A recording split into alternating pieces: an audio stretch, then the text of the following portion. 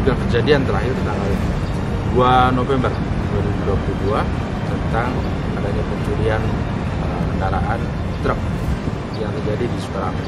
Dan hasil penyelidikan ternyata kita dapat ungkap di dalam proses pengungkapan ini, kita dapatkan barang bukti ada di Jambi.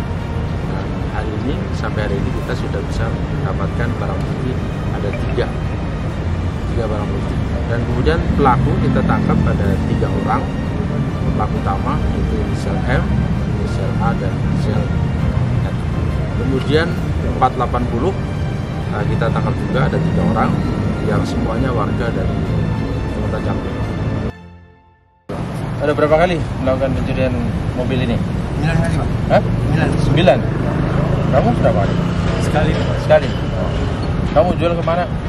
Ke Jambi sama ke Sekayu, Pak. Sekayu. Nah, terus hasilnya untuk apa kamu? Sebagian di judi ke, Pak.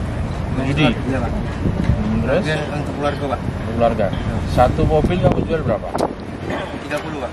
30 juta. Iya, Pak. Kamu pakai narkoba juga? Ini dulu, Pak. Ya. Dulu? Iya, Pak. Kamu juga? Iya, Pak. Dulu. Ini? Pakai juga?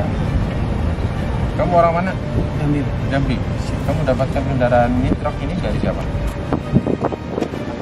Kamu beli berapa? Kamu di Jambi gunakan untuk apa? Beli sendiri. Untuk?